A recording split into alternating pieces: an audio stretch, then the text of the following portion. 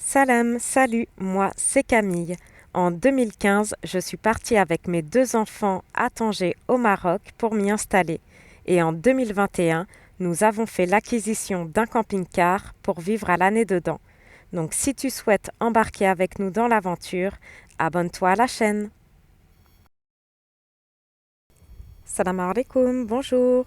Petit récapitulatif pour ceux qui nous rejoignent sur la chaîne. Donc j'ai passé plus de 2 mois à côté de Tanger sur le terrain d'une amie avant de prendre la route ce dimanche 8 août. Donc nous avons pris pour ce premier jour de route l'autoroute puisqu'on avait déjà visité les villes de Asila, Larache, Kenitra, Salé, Rabat, Casablanca. On avait déjà visité tout ça. Donc pour ce premier jour de route, j'ai voulu me rendre directement dans une ville où nous avions jamais été. Donc on a pris la route un dimanche midi. La route s'est très bien passée. Alhamdoulilah, on n'a eu aucun contrôle, aucun barrage et on est arrivé pour notre première nuit à El Jadida où nous avons dormi sur un parking. La nuit suivante, nous avons dormi les 2 nuits suivantes à Walidia, une jolie lagune. Puis nous avons pris la route pour Safi, où nous avons passé également 2 nuits et cette fois-ci dans un camping, puisque nous n'étions pas encore autonomes en électricité, d'où être allés en camping. Puis nous sommes passés par Essaouira. On n'a pas visité cette ville, sûrement une prochaine fois, Inch'Allah. On s'est juste arrêté pour faire une pause, mais on a pris la route de Safi directement pour aller à Imswan, juste ici, où on s'est posé là plusieurs jours. C'est un vrai coup de cœur pour nous trois. Ensuite, nous avons repris la route, toujours les petites routes qui longent la côte jusqu'à Tamraght, juste ici, où on a passé une nuit avant d'aller faire l'installation des panneaux solaires.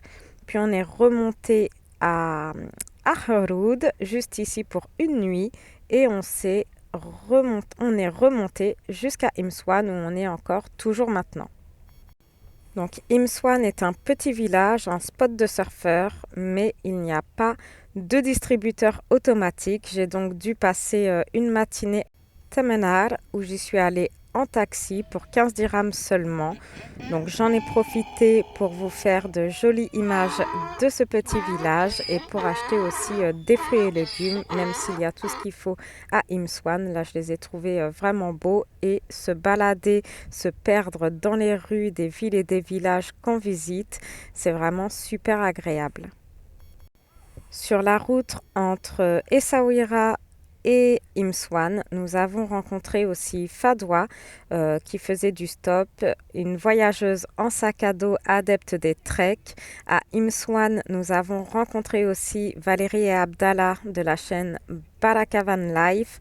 Et de faire des rencontres comme celle-ci, c'est vraiment très enrichissant et ça fait aussi toute la beauté du voyage de faire des merveilleuses rencontres.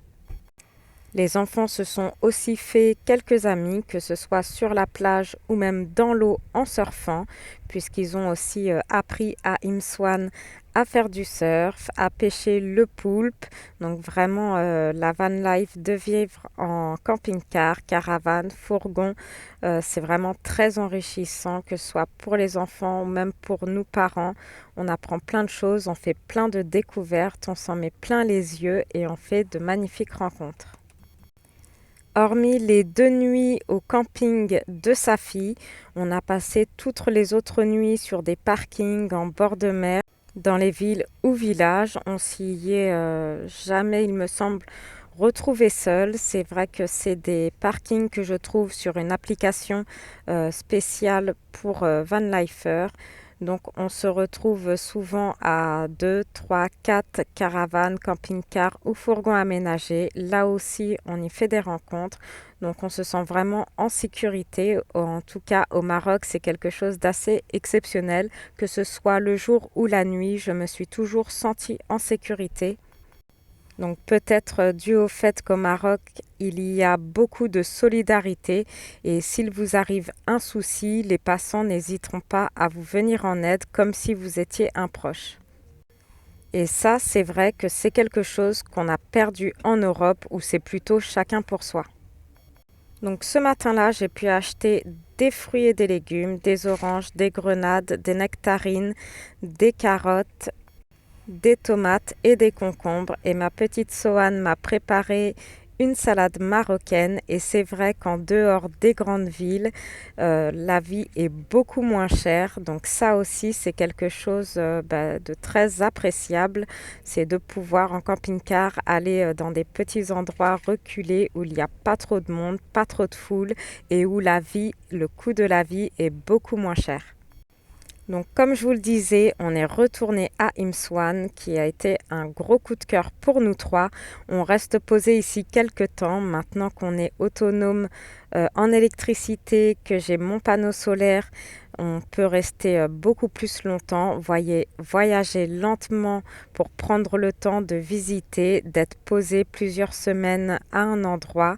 Et là, on en profite pour préparer la rentrée scolaire et passer la première semaine d'école pour les enfants, donc au même endroit, puisqu'après on pourra bouger uniquement les week-ends, même s'ils ont école que le matin, pour qu'ils soient plus concentrés la semaine sur leurs devoirs et sur l'école. Donc l'école au Maroc reprend, il me semble, le 10 septembre, mais mes enfants, comme je vous l'avais dit dans une précédente vidéo, font l'école à la maison. Ils sont inscrits à une école en ligne, donc ils ont école tous les matins et eux vont reprendre l'école le 31 août. J'en profite aussi pour préparer l'itinéraire, les villes et villages que l'on va visiter. Donc après Imswan, on va continuer la côte à la descendre vers le sud. Donc pour ne pas rater nos prochaines aventures dans le sud du Maroc, n'oublie pas de t'abonner si ce n'est pas déjà fait et n'hésite pas à liker, commenter et à partager. Et à bientôt dans une prochaine vidéo.